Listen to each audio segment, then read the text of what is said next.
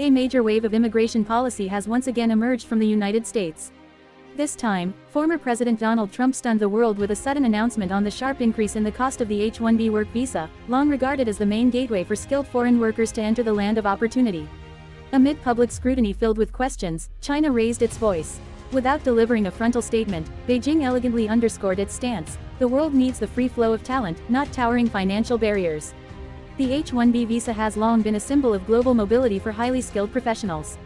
From software engineers to medical specialists, thousands of people each year have relied on this path to pursue their career dreams in America. Official records show that Indian nationals dominate the recipients of this visa, followed by Chinese nationals in second place. These two Asian giants have become the driving force in the global supply chain of talent. Yet a jolt came on September 19. Donald Trump, in his signature stern tone, announced that the cost of the H-1B visa would surge from $1,500 to a staggering $100,000. A breathtaking figure that immediately ignited waves of criticism and confusion. The policy is seen as a crushing blow, particularly for the thousands of Indian students and professionals who have long viewed the H-1B as a golden road to the American dream. The first reaction came from Indian student communities in America. Sudhanshu Kaushik, founder of the North American Association of Indian Students, described the move as nothing less than a direct attack on them. According to him, thousands of Indian students have already invested heavily, between $50,000 and $100,000, simply to tread the path of education and career in America. The skyrocketing visa fee now appears to slam that door shut. It is not only academia that has grown uneasy. Business circles are also sounding alarms, warning that the steep fee hike could reshape the recruitment strategies of American companies. There is a growing likelihood that major corporations in technology and healthcare may prefer outsourcing overseas rather than directly sponsoring foreign professionals. In the context of globalization, the decision is seen as counterproductive. The world is moving toward cross-border collaboration, while Washington is erecting new barriers. Beijing, while refraining from naming Trump directly, delivered a subtle yet unmistakable message. Chinese Foreign Ministry spokesperson Guo Jiaqun stressed that the cross-border flow of talent has driven technological progress and economic development worldwide.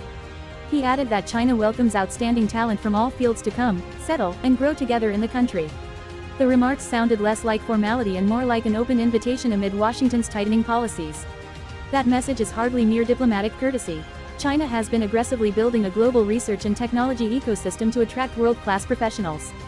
With visa fees soaring in the US, Beijing's offer may appear increasingly appealing, especially for young talents seeking career opportunities without the burden of prohibitive costs.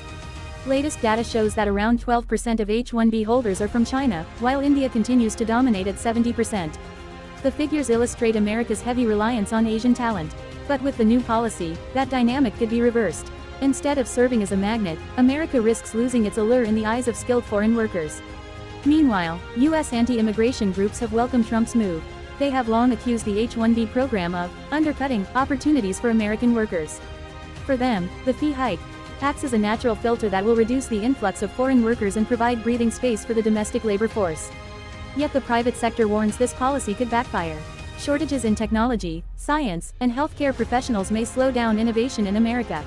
Outsourcing, too, could breed new dependencies. Instead of strengthening the domestic workforce, companies might increasingly rely on tech hubs in India, China, or even Eastern Europe. Ultimately, this is not just about visas. It strikes at the very heart of how America wants to position itself in the global competition. Will it stand as a fortress, tightly closed with sky-high costs, or remain a magnet, embracing the world's best minds? That question now echoes in international debate forums. India, unsurprisingly, has the most to lose. With its dominance among H-1B holders, millions of families in the subcontinent see this policy as a tangible threat to their children's futures. Waves of protests and lobbying from the Indian diaspora in the US are expected to intensify in the coming weeks. Amid all this, one certainty stands: the world now waits to see how this policy will be enforced in practice, and whether it will indeed be implemented without compromise. If so, the global labor landscape could undergo dramatic change within mere months. China, with its diplomatic subtlety, appears poised to seize the moment. Guo Jiaqun's words were not simply normative remarks but a strategic signal that Beijing's doors are wide open. For professionals feeling locked out by America's new wall, the Middle Kingdom may emerge as an alternative destination. Yet, the US retains powerful appeal. The brand of the American dream has not entirely faded, even with visa prices soaring to historic heights. At this crossroads, the world witnesses a clash between two great forces: political protectionism versus the unstoppable tide of globalization. The H-1B visa policy highlights that immigration is not merely about border control but about charting the course of global civilization. America seems to forget that its strength has long stemmed not only from its own citizens but also from the talents of the world who came carrying dreams. The hike to $100,000 is a signal that Washington prefers restriction over inclusion. But the world today is not the 20th century, when talents had few choices. Now, innovation hubs stretch from Shanghai to Bangalore, from Berlin to Jakarta. If America closes its doors, other nations will open theirs. If Washington sets exorbitant fees, Beijing will roll out the red carpet. This is the simple law of competition in the global era. For India, this is not only an economic issue but also a matter of pride. Its young generation has long viewed the H-1B as a symbol of international aspiration. Now, that dream is hemmed in by walls of staggering cost. In the end, the fundamental question remains: does America still wish to be the world's gravitational center for talent, or is it prepared to watch that stage be claimed by its rivals?